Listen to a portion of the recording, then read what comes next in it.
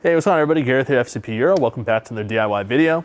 Today, we're going to be doing a Vanos oil line and rod bearing replacement on an S85 V10 and a 2007 M6. This, of course, is going to be the same for the E60 M5 and any version of the M6, E63 or E64 coupe convertible. Doesn't matter. It's pretty much the same setup.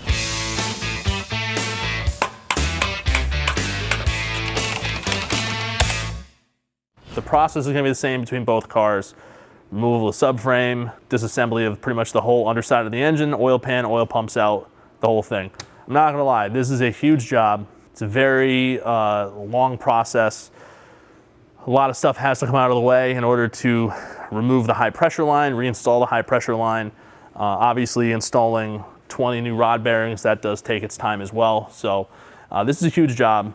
A little backstory in the car, this was diagnosed by a dealership to have a potentially faulty high pressure Vanos line. I did scan the car before we dove into this project, and it does have fault codes on both bank 1 and bank 2, but specifically on the exhaust side. So we're gonna see what we run into in this DIY. Like I said, it's a very big one. If you're not comfortable working on engines, this is probably not something you wanna take on yourself. It is doable with certain tools, certain practices, and so we're gonna take you through all those steps.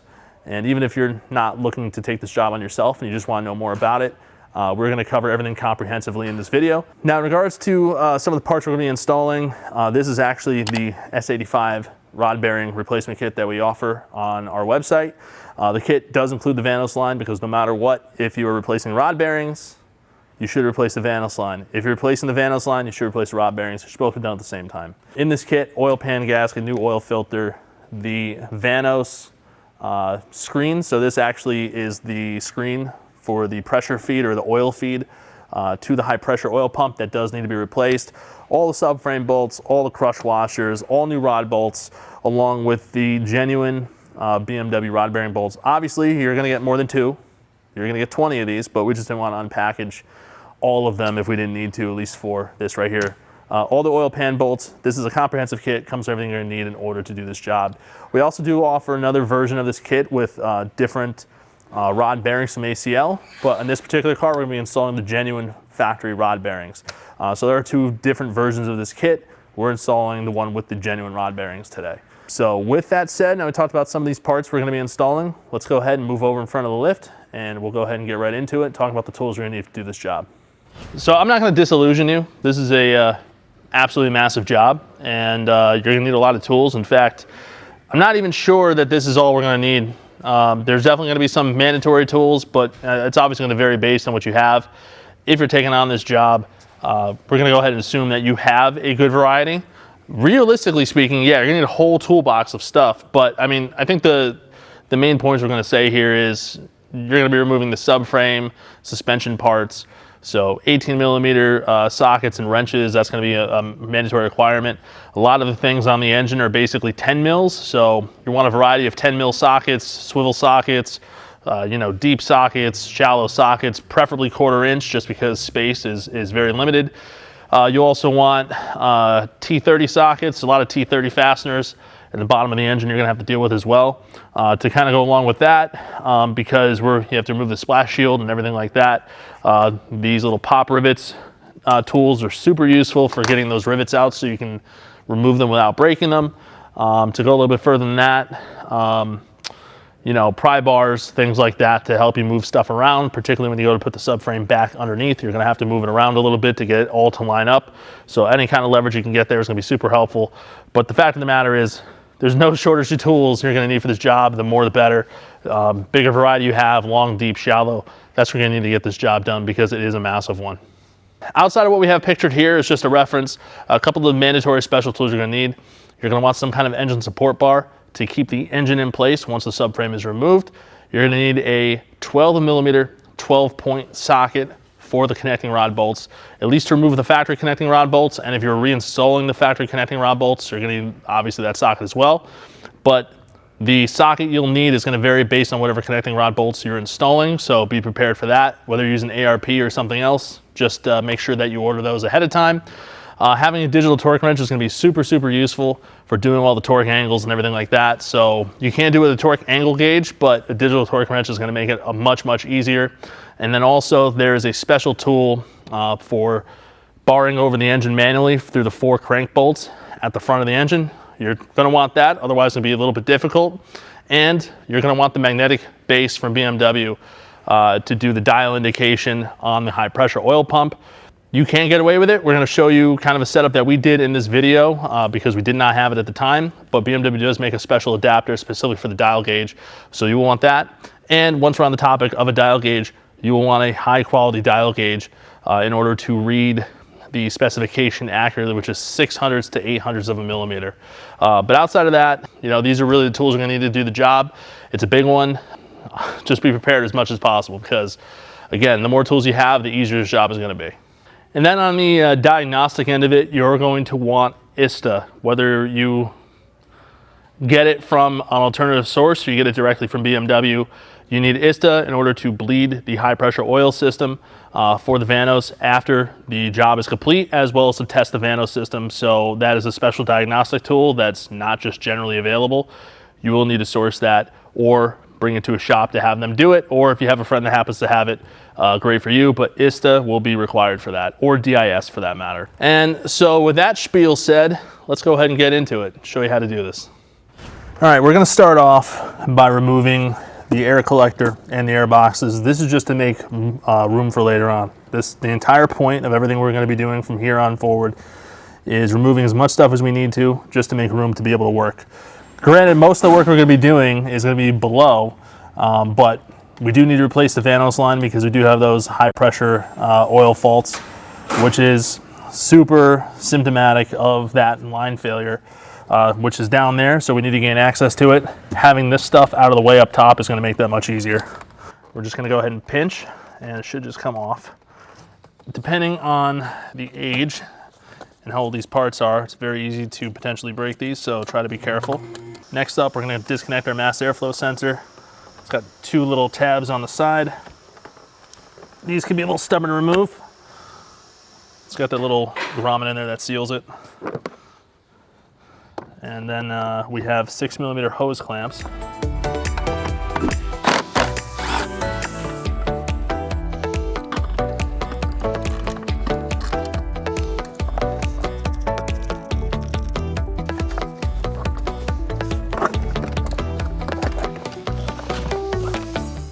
We're doing the same thing on the other on this other side, but a couple things to be aware of. Obviously, you have your expansion tank lines here, so you want to be careful with that. If you do happen to remove these, if you choose to do that, do so when there's no pressure on the system. Also, our washer reservoir filler neck is attached to the housing over here as well. So just want to be careful on this side with the additional things in the way. Moving the 10mm nut that holds the airbox down. Next up, we're going to remove our filler neck here from the airbox. Kind of put it off to the side. And then surprisingly, we've got a T30 as a mount here for our airbox, which is different than the other 10 mils we've run across. Just to be safe, I'm going to move our expansion tank lines out of the way. Just don't want to break these.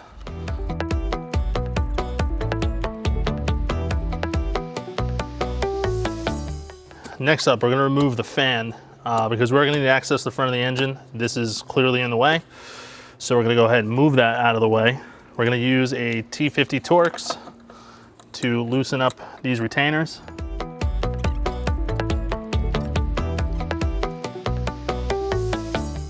Next up, we have all of these expansion tank lines we need to remove from this fan shroud securing clip. So we're gonna kind of pop these out and get them out of the way. Now we're gonna take a T25 Torx and undo these self-tapping screws to hold this top piece to both the radiator and the radiator fan.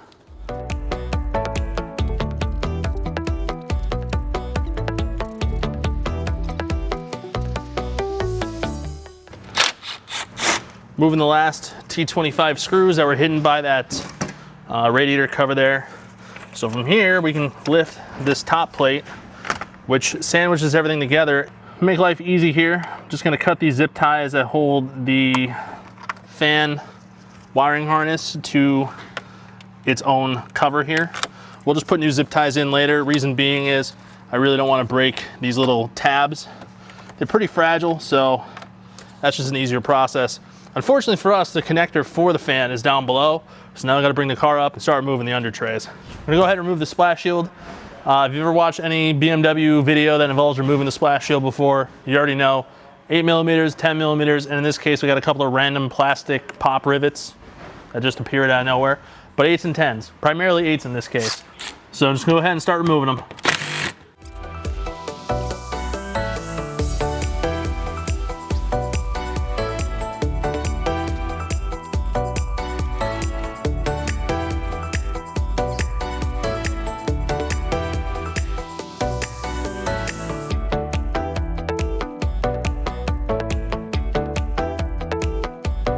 We're gonna remove our reinforcement plate here, which is held on by 4 16mm bolts.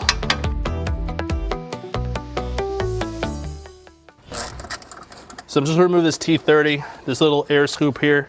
I have to reach down and push back this like mounting tab. It's foldable so that I can clear the radiator hoses coming out. So I'm just removing this temporarily because it's not really a lot of room to reach in here to fold this thing back. And there we go, all that for that. So now we're gonna slowly bring the fan up.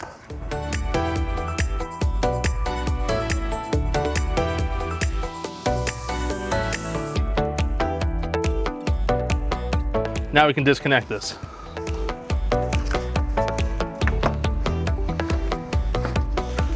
Try to reach this underneath, and I'll be honest, it was very difficult. So it's just easier to pull it up. So at this point, we need to start undoing suspension components that are attached to the subframe. This is so that we can lower the subframe later on. So what I'm gonna do is I'm choosing to undo the control arms from the subframe. I'll undo the tie rod at the knuckle.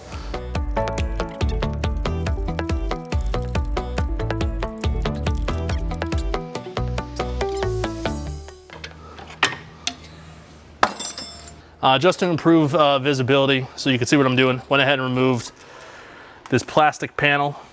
I removed this just so you can see a little bit what's going on. Also, I think it'll make it easier when I drop the subframe. So I'm just gonna go ahead and remove these. It's just held in with some 8mm screws.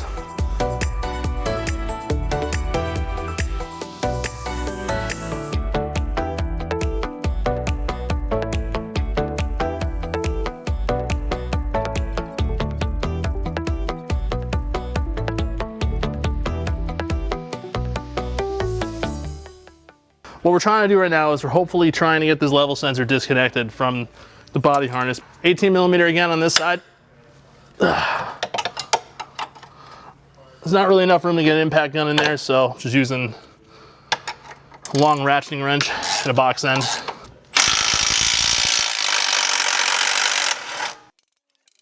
Using a 16mm wrench and a T30 counter hold. This should break free fairly easy. If it doesn't, you can use a little bit of heat on the nut or penetrating fluid to help lubricate the threads. Sometimes it's not that the nut won't come loose, it's just there's a lot of corrosion on the threads and the nut will bind up on it coming off. I'm gonna use the impact gun just to loosen this 21mm for the tie rod. These ball joints are not tapered, so the ball joint should pretty much fall on its own, but I don't want to spin the nut entirely because the nut has these dimpled lock mechanisms on the bottom. I'll show you that in a minute. So I just want to be careful when I'm doing this because I don't want to mar off or mar the knuckle. So you can already see it's moving. And then from there, I take a 21mm wrench and a T40 counter hold. And I just want to loosen the nut manually. Once I get past the lock, I should be able to spin this off freely.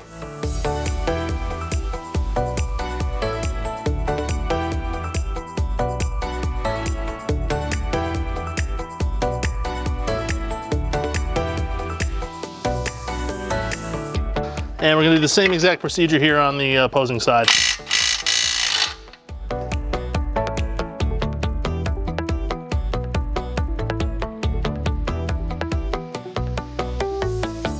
So we have a couple of power steering lines. This is one of the pressure lines. It's connected to the sway bar brackets here with a 10mm screw on both sides. I'm gonna undo those now to let this power steering line kind of droop down and out of the way. Don't want to lower the subframe with that still attached. That would be a big mistake.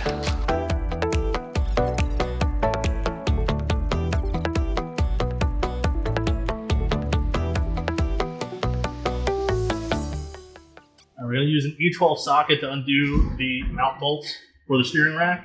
I had to think off camera. Originally, I was going to leave the steering rack attached to the subframe, but my concern in doing that is if it doesn't come loose from the steering shaft, I don't want to put any undue stress on the steering shaft, so it's just going to be easier to leave it attached and then slide the steering rack off after. Just 2 extra bolts to remove, so in the scheme of things, it's not really a big deal. And again, it's a E12, or 2 E12s. And our counter hold is a 16mm nut. So we have a E10 bolt that holds this lower joint to the steering rack. I'm going to undo it.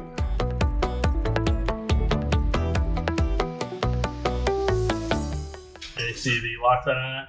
This bolt's one-time use, so make sure you replace it. And I'm just confirming here. We got a lot of nice movement here on this lower coupler. It's coming right off the splines. So that's really good because when we go to lower the subframe, we're going to have to make sure that we pull that back. So it's really important before you drop the subframe to make sure that the engine's properly supported from the top. So we're using this engine support bar. Comes from Harbor Freight, yes. This is pretty much the same one that everybody uses. Doesn't matter the brand, it's all the same concept. Basically all this is doing is it's sitting up here on top of your side rails, so it's a structural part of the car. And we're using the little hook here on the right side of the engine to support this engine. So once we drop the subframe out, this bar is going to support the weight of the engine once the subframe is out. It's really important that you do this ahead of time. Obviously, if you don't do this ahead of time and you try to drop the subframe, it's going to be pretty ugly. So whatever you do, make sure the engine is properly supported from the top. And a support bar of this style is usually going to be the easiest way to do that. This nut is 16mm. You have to kind of get at it with a long extension and a universal. Even if you had like a 16mm swivel socket, that would also be useful. And I'm just unthreading the nut.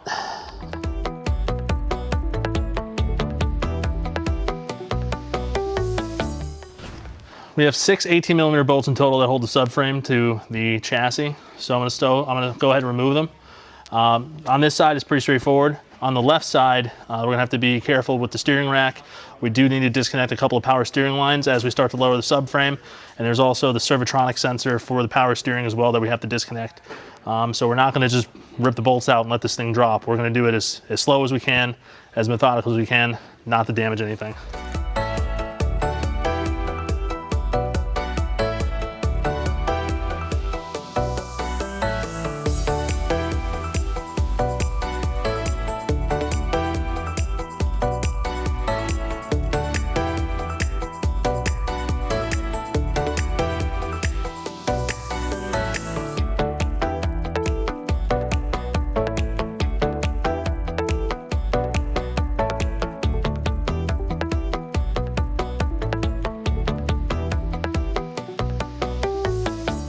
So we have an electrical connector here on our steering rack. This is our Servotronic solenoid. So I'm just gonna depress it and pull it off. And then it's retained here on the subframe on this little clip. So make sure that that is out of the way because when we start to load the subframe, you don't want this to get pulled with it. So just throw that up there out of the way. And now we have 2 power steering lines we need to disconnect here. There's 2 banjo fittings, one's a pressure, one's a return. We'll disconnect those. It's going to leak power steering fluid. We're going to have to do a power steering fill and purge on the system once we're done. But we'll go ahead and remove those banjo bolts now. Try to put a oil catch can somewhere under here to try to get as much of this fluid as possible and reduce the mess as much as possible. And then once that's done, we can start to lower the subframe. When you do this, probably want somebody holding on to the rear just because the weight of this is a little bit imbalanced. Most of the weight's on the front, but obviously you don't want this thing tilting back and getting all out of control on you. So we have our first banjo fitting here on our power steering wheel undo. It's a 19 millimeter. You shouldn't be torqued that much. Obviously room is kind of a limiting factor here. So have to try to get on this thing however you can and just turn it as little as you can. I mean, eventually you'll get to the point, you can already see it starting to leak. So we have a little catch below. Hopefully you actually catch it and not make a mess on the floor. So we're doing our last banjo fitting on our power steering lines. It's 22 millimeter. The one on the front's a 19 millimeter.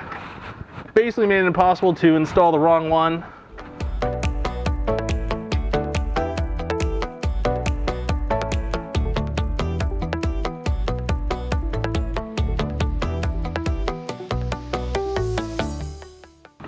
What I'm doing here is I'm slowly lowering the steering rack. Just holding on to the rear of the subframe while I start to lower it a little bit.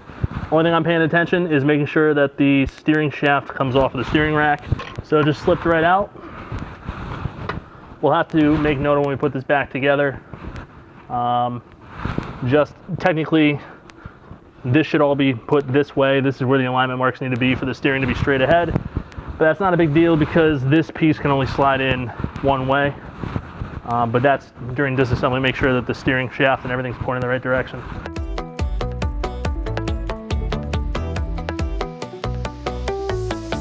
And it looks like we got one sneaky 10 mil holding on for dear life, one of the power steering lines.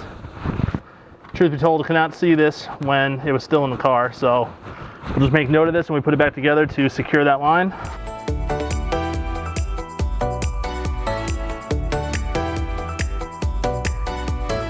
So we're going to take a 6 millimeter Allen and we're going to drain the oil filter housing. It has its own drain plug because it's installed kind of upside down. So we're going to let that drain out first.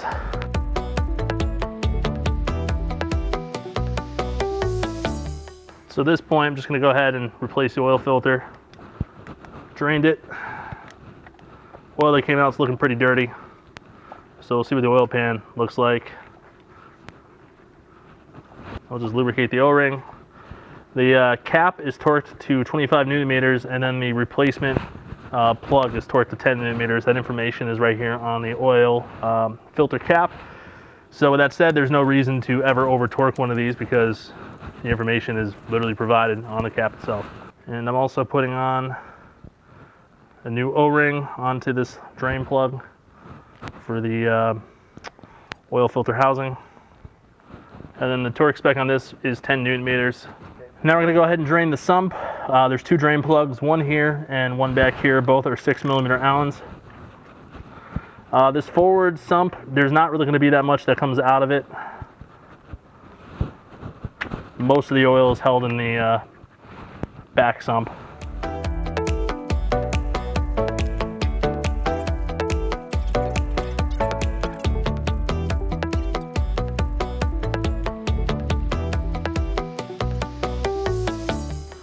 All right, so drain the sump, and at this point we have these heat shields that are in the way that we got to get out of the way so that we can disconnect these scavenge pumps.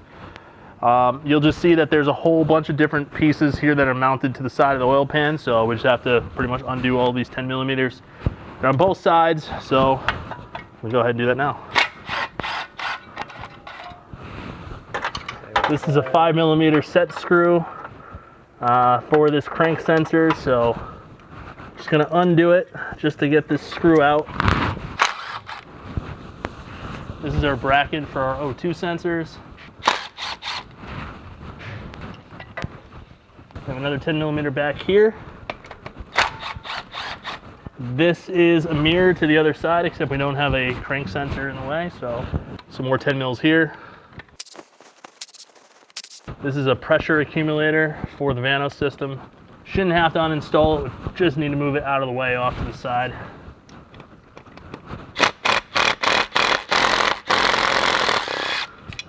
We have a little P-clamp right here holding on to this oil line. Again, 10 millimeter.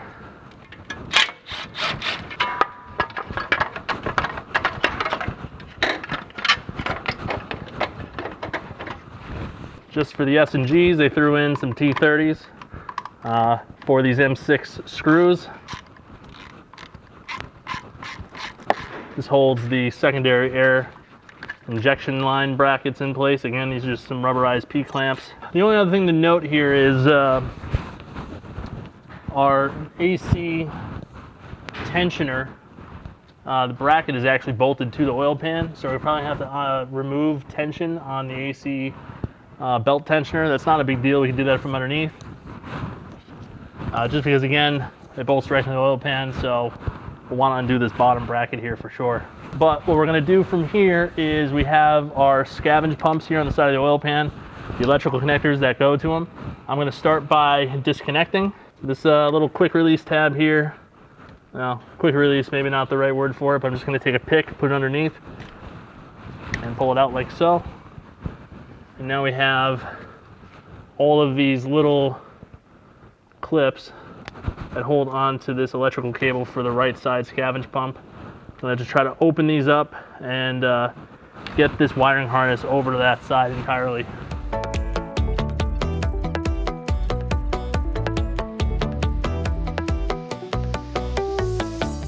And again, the goal here is to not damage any of these. We'd like to reuse as many as possible. Next up, we have our oil level sensor, an oil condition sensor. We'll just remove that plug. Typical connector on this car, just squeeze the two lock tabs on the side, and after wrestling with it and pulling really hard, it will come undone. We're going to undo our scavenge pump over here. I mean, basically right now, just undoing anything that is connected directly to the oil pan. And also, for what it's worth, you know, our power steering line does this crazy path down the side of the engine. We have another 10 millimeter back here, of course, holding the line to the side of the oil pan, and then another 10 millimeter up here as well. Now, this line more or less kind of comes out of the way, but don't forget one more 10 mil. Got a nice little 10 mil up here.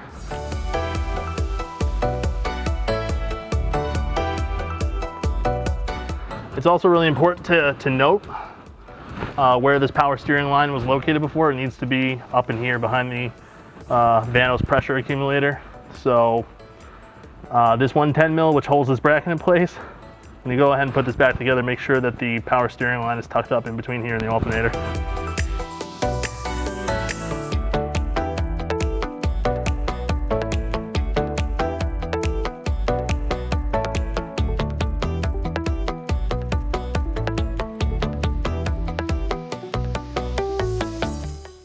At this point, the last thing we need to do is remove our AC belt tensioner. And to do that, we need to remove the AC belt first. So we have this little access plug, or this protection plug. It covers the bolt that secures the pulley. We're going to pop that off, hopefully. So we're going to rotate this clockwise. It's going to depress the hydraulic damper, and that will allow us to slide the belt off. We're going to pull the belt off and then let the hydraulic tensioner go back.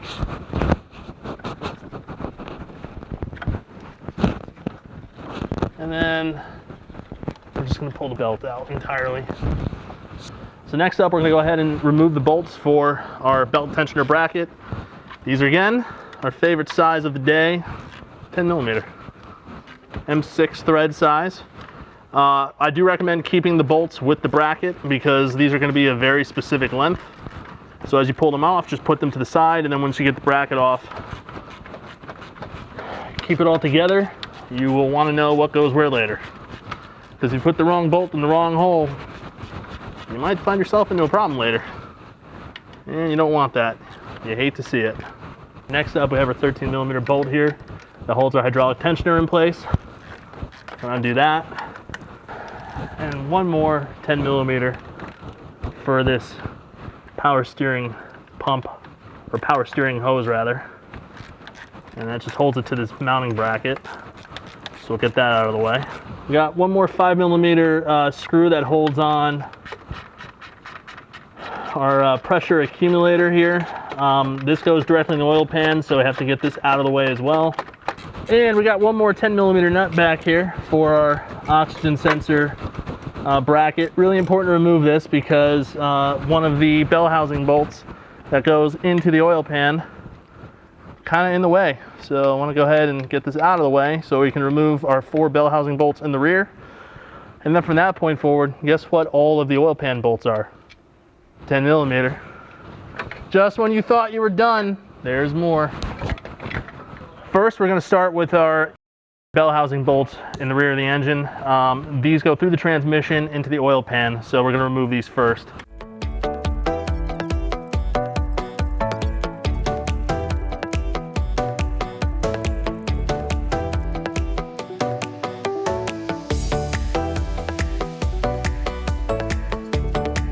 So now we have nothing left but 10mm, and then there's a couple of random T30s right here in the front.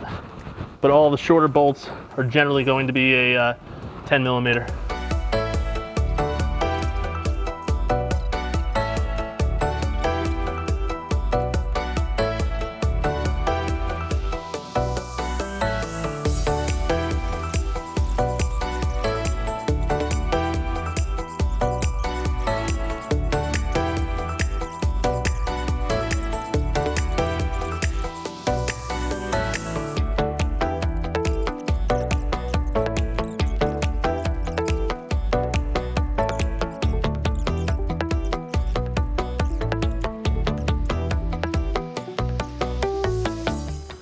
Now all that's left on the oil pan are a bunch of T30 screws.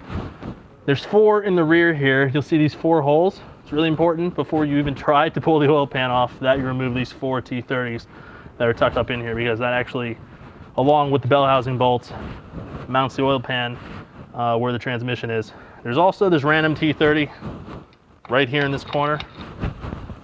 I don't know why, it just is. And then up front here we have a couple of other T30s that we need to remove. So up in the front here, remember you got 2 long T30s that sit right here on the front of the oil pan. Make note of that for later when we reinstall. We have our long T30s that are recessed up here in the rear. Make sure that it is properly seated when you break them free. The worst thing you can do is strip these out. You'll be very, very upset with yourself. Stay tuned for future episodes. All right. And there she is in all of her glory.